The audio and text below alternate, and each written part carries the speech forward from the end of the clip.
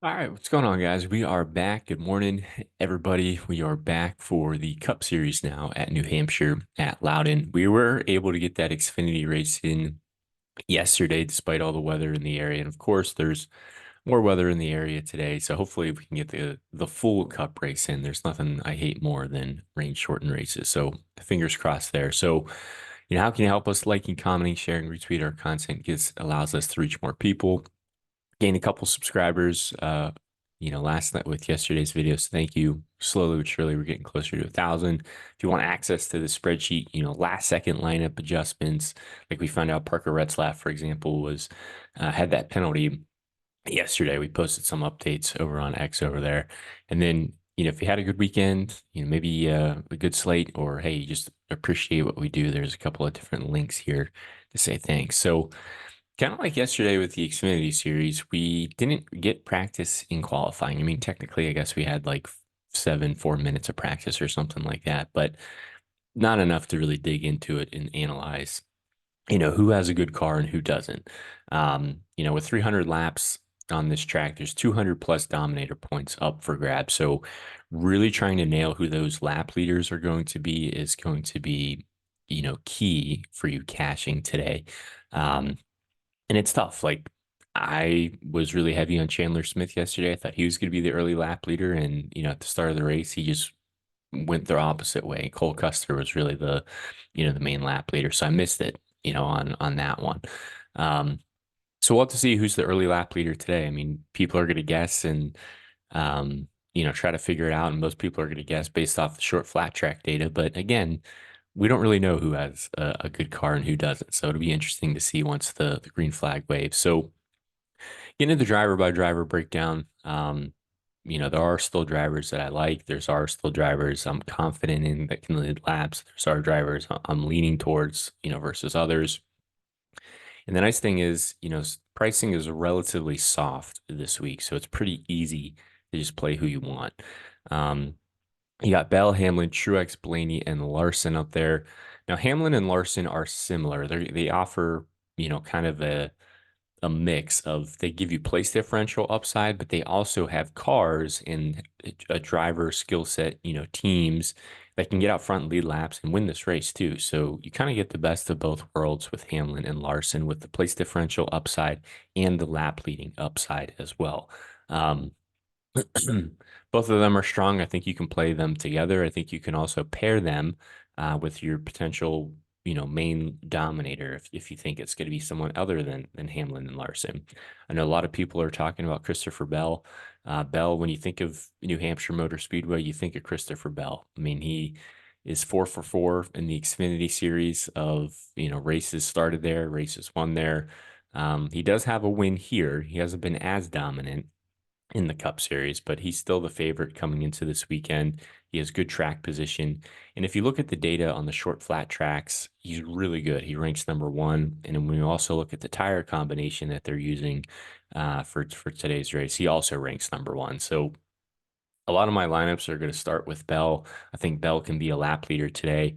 I think you can build around Bell, but just know a lot of other people are building around Bell as well. And without seeing this car on track, it's not a guarantee he's going to be, fast. But if we're looking at the short track data in the tire combination as of late, a lot of signs point that, the chances are still pretty high. So I like Bell as a lap leader today. If you're playing Bell, I like pairing him with a Hamlin or Larson if you can. Um, Truex and Blaney are in the equation as well. Truex historically has been really good here, but he's kind of expensive and Truex is kind of hit or miss. So I'm really just not getting a ton of Truex today. Um, I'll probably be even on the field ownership wise, more of a tournament play. Now, Blaney has been really good on these track types too. When you think of short flat tracks, you think of JGR, you think of Penske.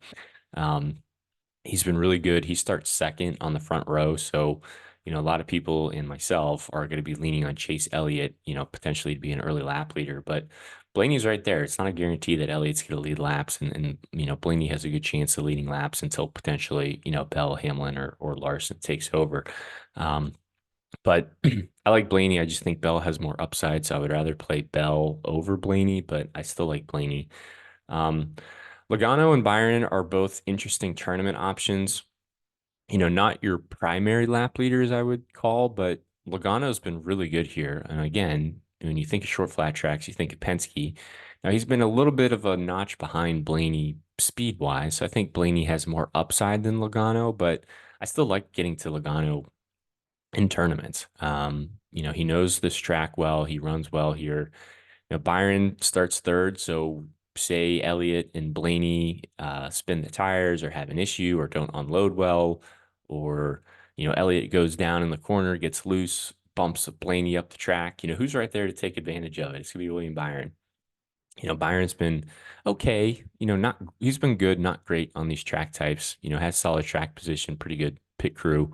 So that should help him. But again, more of a tournament option. If you're getting the Logano, if you're getting the Byron, Truex, Blaney, you're most likely trying to get a little bit different from the majority of the lineups. Now, Chase Elliott does start on the pole, and I like him a lot because of A, his price tag. He's easy to get in the lines. B, he starts first, so he'll be able to control the restart.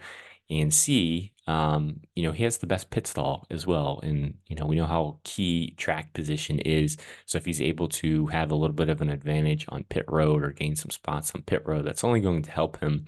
And if you actually just look at the data, he's been pretty strong on these track types and just strong in general. He's been consistent. He has the best average finish this year of all the drivers. He might not go out front and, lead you 120, 125 plus laps, but he's consistent.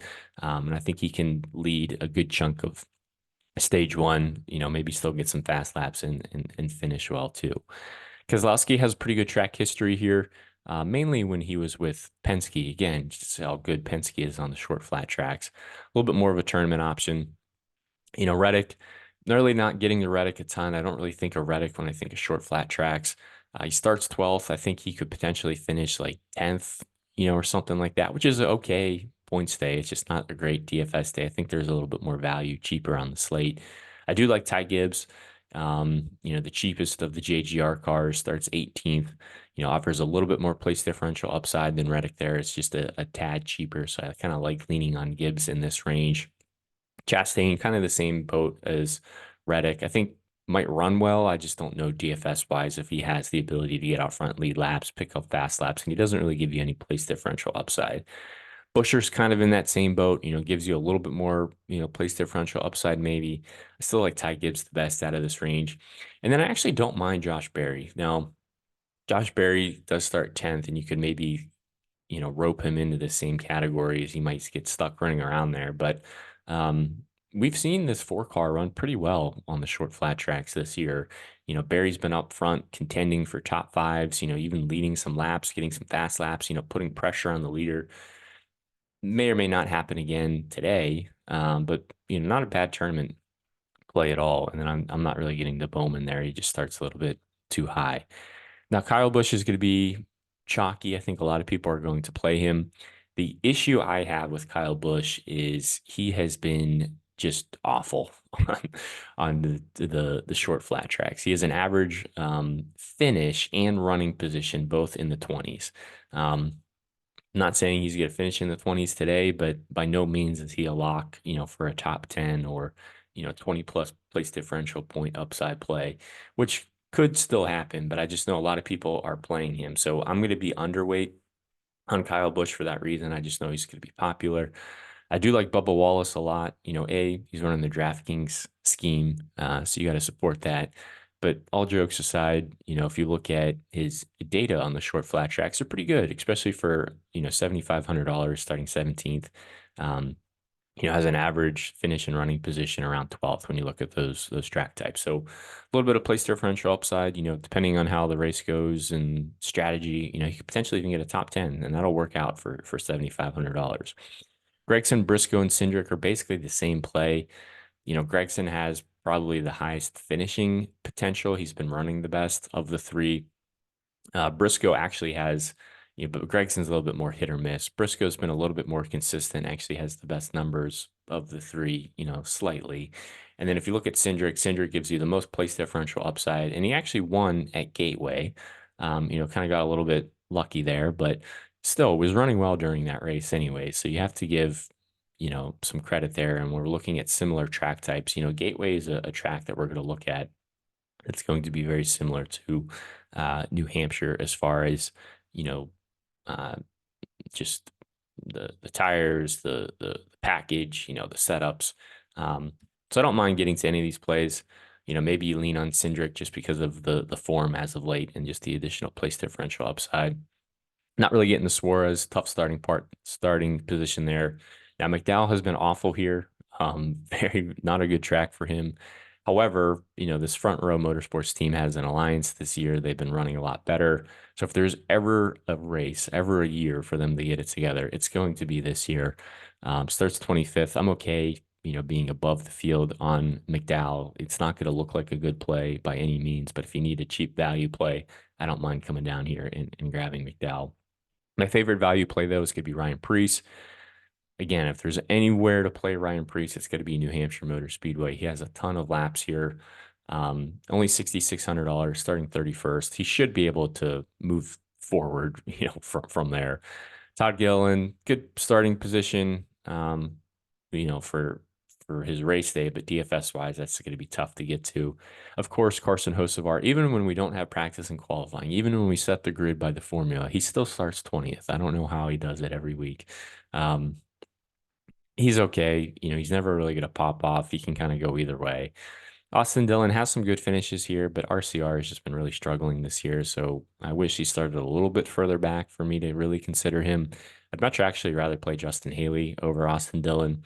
It's crazy saying I'd rather play a Rookware racing car than an RCR car, but that's just kind of where we're at, in 2024. And Haley is, had good flashes of speed, good upside. I think he's a top 20 contender and gives you a little bit more place differential upside than Austin does. Stenhouse starts too high. I do like Eric Jones. Eric Jones is probably my favorite value option in the bottom of the slate here. That didn't work out for us last week. But depending on how much chaos we got, how this race goes, he can really just be a pure attrition play. And he has an average finish on these short flat tracks around 22nd. So, that's 10 place differential points right there, even if he can just maintain, that average. So I like Jones.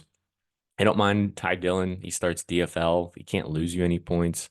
Probably not a great play, but again, you're kind of just really looking for safety down here. And if you're not playing Ty Dillon, like who are you going to play besides him? You're going to play John Hunter Nemechek, Corey LaJoy, Zane Smith, Burton maybe, but he's been terrible. Maybe you just drop to the bottom of the barrel then and say, hey, I'm going to just play Hemrick or Crawla and just get the price savings. But I don't really think you have to go below Jones or Dillon today. So that's kind of how I'm building. I think my favorite lap leaders today are going to be Elliott and Bell. I really like the hybrid upside that, Hamlin and Larson both offer. So there's some good place differential plays in there to kind of round out your line. So that's where most of my ownership's going to go, and then trying to sprinkle in some of those medium owned drivers for tournaments. So it's going to do it. Hopefully we get that race in. Thank you guys for tuning in. Best of luck today, and hopefully we'll catch you next weekend for Nashville.